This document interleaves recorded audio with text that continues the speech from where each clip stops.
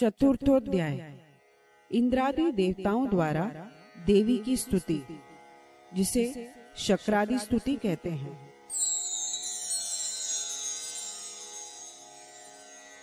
चतुर्थ अध्याय में महिषासुर के वध से अत्यंत हर्षित देवतागण भगवती की शक्रादि स्तुति से पूजा करते हैं और उन्हें प्रसन्न करके यह वरदान मांगते हैं कि संकट के समय स्मरण करने मात्र से देवी उनकी सारी बाधाओं को नष्ट करने के लिए सदैव उपस्थित रहे। यह एक ऐसी अद्भुत स्तुति है जिसमें स्तुति के साथ साथ देवी का अमोघ कवच भी है। इस स्तुति में देवता कहते हैं कि जो मनुष्य यह स्तुति करेंगे उन्हें धन, यश, मनचाहा जीवन साथी, उत्तम संतान एवं स्वर्ग की प्राप्ति होगी। साथ ही जब जब वे भगवती दुर्गा का स्मरण करेंगे तब तब देवी उनकी रक्षा करने के लिए सदैव उपस्थित रहेगी। इस अध्याय का पाठ करते समय हमें इस प्रकार देवी का ध्यान करना चाहिए। सिद्धि की इच्छा रखने वाले पुरुष जिनकी सेवा करते हैं तथा देवता जिन्हें सब ओर से घेरे रहते हैं, उन जया नाम वाली दुर्गा देवी का ध्यान करें। उनके श्री अंगों की आभा काले मेघ के समान श्याम है। वे अपने कटाक्षों से शत्रु समूह को भय प्रदान करती हैं। उनके मस्तक पर आबद्ध चंद्रमा की रेखा शोभा पाती है। वे अपने हाथों में शंख, चक्र, कृपाण और त्रिशूल धारण करती हैं। उनके 3 नेत्र हैं। वे सिंह के कंधे पर चढ़ी हुई हैं और अपने तेज से तीनों लोकों को परिपूर्ण कर रही हैं। ऋषि कहते हैं, अत्यंत पराक्रमी दुरात्मा महिषासुर तथा उसकी दैत्य सेना के देवी के हाथ से मारे जाने पर इंद्र आदि देवता प्रणाम के लिए गर्दन तथा कंधे झुकाकर उन भगवती दुर्गा का उत्तम वचनों द्वारा स्तवन करने लगे। उस समय उनके सुंदर अंगों में अत्यंत हर्ष के कारण रोमांच हो आया था। शक्रादि स्तुति।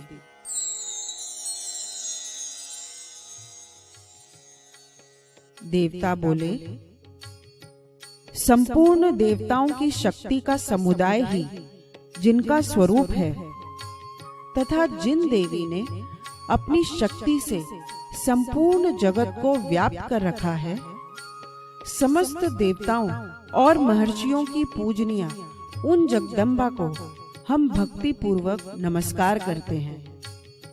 वे हम लोगों का कल्याण करें।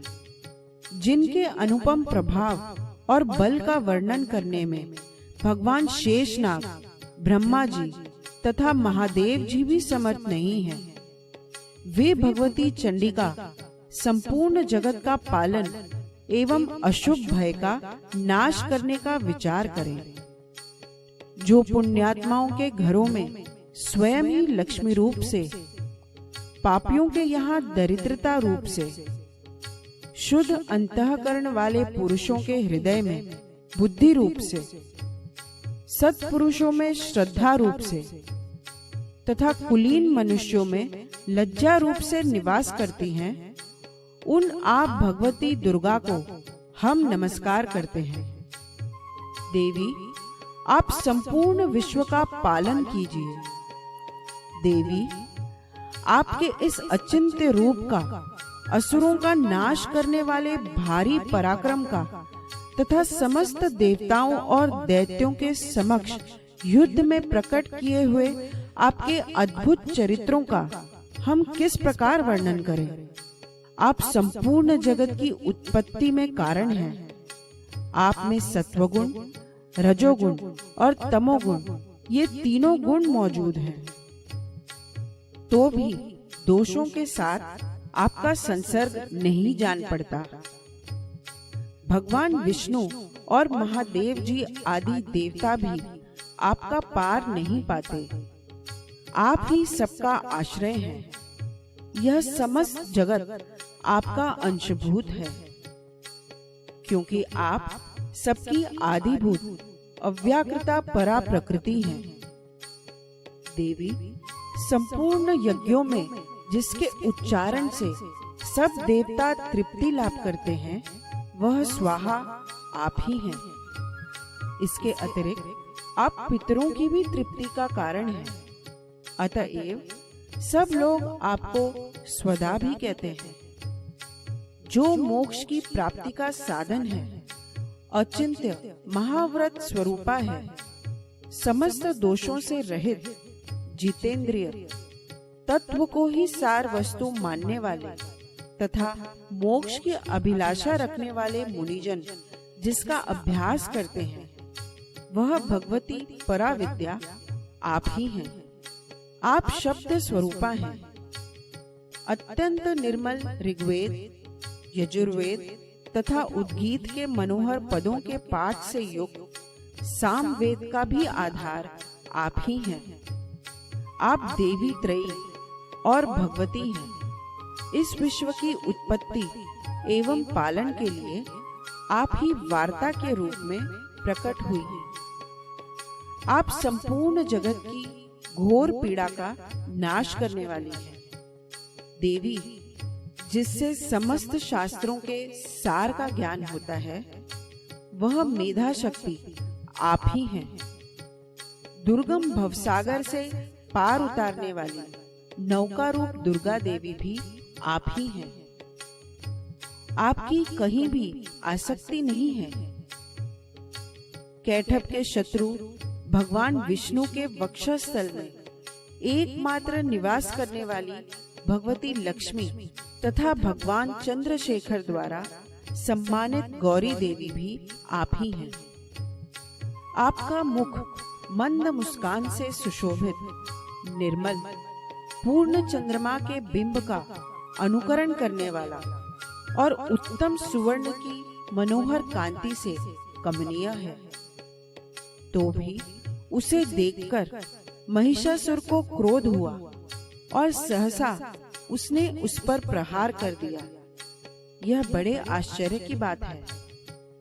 देवी, वही मुख जब क्रोध से युक्त होने पर उदय काल के चंद्रमा की भांति लाल और तनी हुई बहुओं के कारण विकराल हो उठा, तब उसे देखकर जो महिषासुर के प्राण तुरंत नहीं निकल गए, यह उससे भी बढ़कर आश्चर्य की बात है।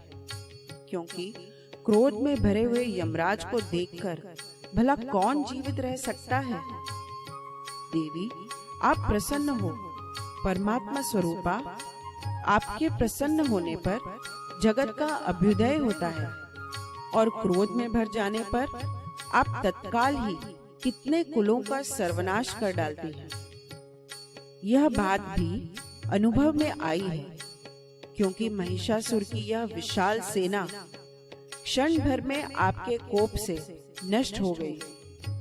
सदा अभ्युदय प्रदान करने वाली आप जिन पर प्रसन्न रहती हैं, वे ही देश में सम्मानित हैं। उन्हीं को धन और यश की प्राप्ति होती है। उन्हीं का धर्म कभी शिथिल नहीं होता तथा वे ही अपने हृष्ट पुष्ट स्त्री, पुत्र और भृत्यों के साथ धन्य माने जाते हैं। देवी, आपकी ही कृपा से पुण्यात्मा पुरुष प्रतिदिन अत्यंत श्रद्धा पूर्वक सदा सब प्रकार के धर्मानुकूल कर्म करता है और उसके प्रभाव से स्वर्ग लोक में जाता है। इसलिए आप तीनों लोकों में निश्चय ही मनोवांछित फल देने वाली है। माँ दुर्गे, आप स्मरण करने पर सब प्राणियों का भय हर लेती हैं और स्वस्थ पुरुषों द्वारा चिंतन करने पर उन्हें परम कल्याणमयी बुद्धि प्रदान करती है। दुख, दरिद्रता और भय हरने वाली देवी, आपके सिवा दूसरी कौन है जिसका चित्त सबका उपकार करने के लिए सदा ही दयाद्र रहता हूँ। देवी, इन राक्षसों के मारने से संसार को सुख मिले तथा ये राक्षस चिरकाल तक नरक में रहने के लिए भले ही पाप करते रहे हों। इस समय संग्राम में मृत्यु को प्राप्त होकर स्वर्ग लोक में जाएं, निश्चय ही यह सोचकर आप शत्रुओं का वध करती हैं। आप शत्रुओं पर शस्त्रों का प्रहार क्यों करती हैं? समस्त असुरों को दृष्टिपात मात्र से ही भस्म क्यों नहीं कर देते? इसमें एक रहस्य है। ये शत्रु भी हमारे शस्त्रों से पवित्र होकर उत्तम लोकों में जाएं। इस प्रकार उनके प्रति भी आपका विचार अत्यंत उत्तम रहता है। खड़ग के तेजपुंज की भयंकर दीप्ति से तथा आपके त्रिशूल के अग्रभाग की घनीभूत प्रभा से चौंधियाकर जो असुरों की आंखें फूट नहीं गई, उसमें कारण यही था कि वे मनोहर रश्मियों से युक्त चंद्रमा के समान आनंद प्रदान करने वाले आपके इस सुंदर मुख का दर्शन करते थे। देवी, आपका शील दुराचारियों के बुरे बर्ताव को दूर करने वाला है। साथ ही यह रूप ऐसा है जो कभी चिंतन में भी नहीं आ सकता और जिसकी कभी दूसरों से तुलना भी नहीं हो सकती, तथा आपका बल और पराक्रम तो उन दैत्यों का भी नाश करने वाला है जो कभी देवताओं के पराक्रम को भी नष्ट कर चुके थे। इस प्रकार आपने शत्रुओं पर अपनी दया ही प्रकट की है। वरदायिनी देवी, आपके इस पराक्रम की किसके साथ तुलना हो सकती है? तथा शत्रुओं को भय देने वाला एवं अत्यंत मनोहर ऐसा रूप भी आपके सिवा और कहाँ है? हृदय में कृपा और युद्ध में निष्ठुरता, ये दोनों बातें तीनों लोकों के भीतर केवल आप में ही देखी गई हैं। मातः, आपने शत्रुओं का नाश करके इस समस्त त्रिलोकी की रक्षा की है। उन शत्रुओं को भी युद्ध भूमि में मारकर स्वर्ग लोक में पहुंचाया है तथा उन्मत्त दैत्यों से प्राप्त होने वाले हम लोगों के भय को भी दूर कर दिया है। आपको हमारा नमस्कार है। कवच आरंभ। देवी, आप शूल से हमारी रक्षा करें। अंबिके, आप खड़ग से भी हमारी रक्षा करें तथा घंटा की ध्वनि और धनुष की टंकार से भी हम लोगों की रक्षा करें। चंडिके, पूर्व, पश्चिम और दक्षिण दिशा में आप हमारी रक्षा करें तथा ईश्वरी, अपने त्रिशूल को घुमाकर आप उत्तर दिशा में भी हमारी रक्षा करें। तीनों लोकों में आपके जो परम सुंदर एवं अत्यंत भयंकर रूप विचरते रहते हैं, उनके द्वारा भी आप हमारी तथा इस भूलोक की रक्षा करें। अंबिके, आपके कर पल्लवों में शोभा पाने वाले खड़ग, शूल और गदा आदि जो जो अस्त्र हों, उन सब के द्वारा आप सब ओर से हम लोगों की रक्षा करें।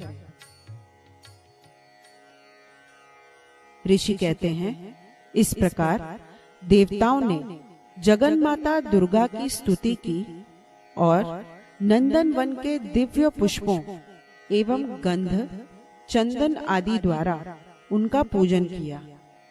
फिर सबने मिलकर जब भक्ति पूर्वक दिव्य धूपों की सुगंध निवेदन की, तब देवी ने प्रसन्न वदन होकर प्रणाम करते हुए सब देवताओं से देवी बोली, देवताओं, आप सब लोग मुझसे जिस वस्तु की अभिलाषा रखते हो उसे मांगो। देवता बोले, भगवती ने हमारी सब इच्छा पूर्ण कर दी, अब कुछ भी बाकी नहीं है, क्योंकि हमारा यह शत्रु महिषासुर मारा गया। महेश्वरी, इतने पर भी यदि आप हमें और वर देना चाहती हैं, तो हम जब जब आपका स्मरण करें तब तब आप दर्शन देकर हम लोगों के महान संकट दूर कर दिया करें, तथा प्रसन्न मुखे अंबिके, जो मनुष्य इस स्तोत्र द्वारा आपकी स्तुति करें, उसे वित्त, समृद्धि और वैभव देने के साथ ही उसकी धन और स्त्री आदि संपत्ति को भी बढ़ाने के लिए आप सदा हम पर प्रसन्न रहें। ऋषि कहते हैं, राजन, देवताओं ने जो अपने तथा जगत के कल्याण के लिए भद्रकाली देवी को इस प्रकार प्रसन्न किया, तब वे तथास्तु कहकर अंतर्ध्यान हो गई। भूपाल, इस प्रकार पूर्व काल में तीनों लोकों का हित चाहने वाली देवी जिस प्रकार देवताओं के शरीर से प्रकट हुई थी, वह सब कथा मैंने कह सुनाई।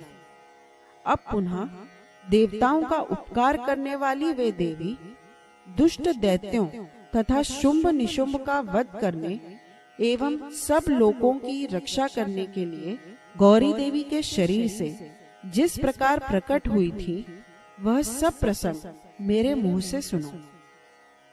मैं उसका आपसे यथावत वर्णन करता हूँ। इस प्रकार श्री मार्कंडेय पुराण में सावर्णिक मनवंतर की कथा के अंतर्गत देवी महात्म्य में शक्रादि स्तुति नामक चौथा अध्याय पूरा हुआ।